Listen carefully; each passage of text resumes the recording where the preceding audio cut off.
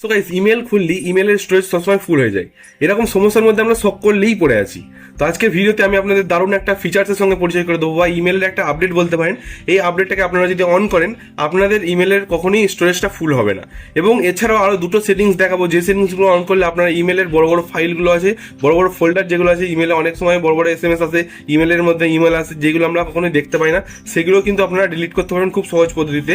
তো ভিডিওটা সম্পূর্ণ দেখবেন, কোনো দিকে স্কিপ করবেন না। তো চলুন আজকের এই ভিডিওটি শুরু করা যাক। ইমেলের মধ্যে আসার পরই আমরা একটা অপশন দেখতে পাই 15 জিবি স্টোরেজের মধ্যে, তার মধ্যে 10 জিবি, 12 জিবি, 13 জিবি এবং কোনো সময় 15 জিবি স্টোরেজ আমাদের ফুল হয়ে যায়। এই যে হলুদ লাইনটা দেখতে পাচ্ছেন, এটা সম্পূর্ণ ভর্তি হয়ে যায়, যেটা আমাদের অনেকেরই প্রবলেম হয়। নতুন নতুন কোনো ইমেল আসতে পারে না, বা অনেক সময় কোনো ফটো তুললে সেই ফটোটা ইমেলের মধ্যে সেভ হয় না, হ্যাঁ, কোনো ভিডিও রেকর্ড করলে সেই ভিডিওটা কিন্তু আমাদের ইমেলের মধ্যে রেকর্ড হয় না। এরকম সমস্যার মধ্যে আমরা সকলেই পড়ে থাকি, এবং তার বড় একটা কারণ হচ্ছে আমাদের ইমেলের মধ্যে অনেক রকম বাজে বাজে ইমেল আসে, যেগুলো আমাদের স্টোরেজটাকে অনেকটাই ফুল করে রাখে। এবং বড় বড় ফাইল যেগুলো আসে, সেগুলো কোম্পানি থেকে, অনেক কোম্পানি, ফ্লিপকার্ট আছে, অ্যামাজন আছে, এই সমস্ত কোম্পানিগুলো থেকে আমাদের কিন্তু অনেক SMS পাঠায় বা ইমেল পাঠায়, যেগুলো আমরা ডিলিট করতে পারি না বা খুঁজে পাই না। আজকের ভিডিওতে আমি আপনাদের ইমেলেরই কতগুলো আপডেট দেখাবো, যেগুলোর মাধ্যমে আপনারা বেছে বেছে আপনারা কিন্তু ডিলিট করতে পারবেন সেই পুরনো ফাইলগুলোকে, পুরনো যে ইমেলগুলো আছে এবং যেগুলো অপ্রয়োজনীয় ইমেল, সেগুলো কিন্তু আপনারা ডিলিট করতে পারবেন। এখানে আপনারা সবার প্রথম কি করবেন, যে ট্রিক্সটা দেখাবো, সবার প্রথম যে ট্রিক্সটা আপনাদের দেখাবো, সেটা হচ্ছে এখানে 3 ডটের মধ্যে যাবেন। 3 ডটের মধ্যে যাওয়ার পর একটু নিচের দিকে গেলে আপনারা একটা অপশন দেখতে পাবেন, ম্যানেজ সাবস্ক্রিপশন। এই যে অপশনটা দেখতে পাচ্ছেন এখানে, ম্যানেজ সাবস্ক্রিপশন, এর মধ্যে আপনারা চলে যাবেন। এর মধ্যে গেলে আপনারা এখানে দেখতে পাবেন যেগুলো অপ্রয়োজনীয় ইমেল, সেগুলো কিন্তু আমাদের এখানে ভর্তি হয়ে গেছে। এবং আমরা কী করব, এই যে ইমেলগুলো আছে সেই ইমেলগুলোকে আনসাবস্ক্রাইব করব। তো কীভাবে আনসাবস্ক্রাইব করব, এখানে যে মাইনাসের অপশানটা দেখতে পাচ্ছেন, মাইনাসের অপশানটার মধ্যে আমরা ক্লিক করব। এখানে ক্লিক করার পর এখানে আনসাবস্ক্রাইবের মধ্যে ক্লিক করব।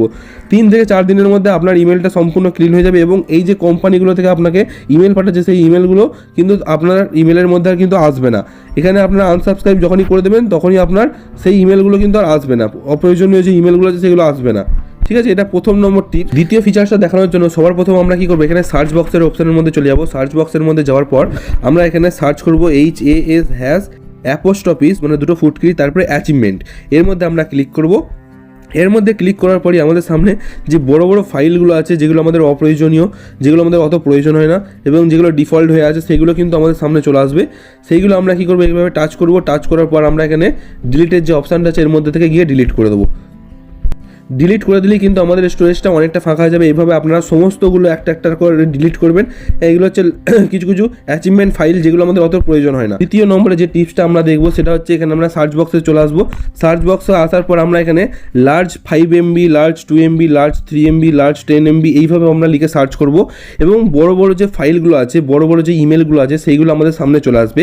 এখানে যদি আমরা লার্জ 5 MB লিখি, লার্জ 5 MB আমরা যখনই লিখবো, আমাদের সামনে এই টাইপের বড় বড় যে ইমেলগুলো আছে সেগুলো আমাদের সামনে চলে আসবে। এভাবে আমরা কী করবো, এভাবে টাচ করবো। টাচ করার পর এখানে ডিলিটের যে অপশান আছে, এখান থেকে আমরা ডিলিট করে দেবো। এইভাবে ডিলিট করলে কী হবে, আপনার যে লার্জ ফাইলগুলো আছে, লার্জ ইমেলগুলো আছে, সেগুলো কিন্তু আপনার মোবাইল থেকে ডিলিট হয়ে যাবে। তারপরে কিন্তু আপনার স্টোরেজটা আস্তে আস্তে ফাঁকা হয়ে যাবে। এইভাবে যে প্রসেসগুলো আমি আপনাদের দেখালাম, প্রত্যেকটা প্রসেস ফলো করে একটার পর একটা আনসাবস্ক্রাইব করবেন, লার্জ ফাইলগুলোকে ডিলিট করবেন, আনঅ্যাচিভমেন্ট যে ফাইলগুলো আছে, হ্যাঁ, সেইগুলোকে আপনারা ডিলিট করবেন, তাহলে কিন্তু আপনার স্টোরেজটা অনেকটাই ফাঁকা হয়ে যাবে। তো এটা দারুণ একটা টিপস ছিল, আশা করি আপনাদের ভালো লেগেছে।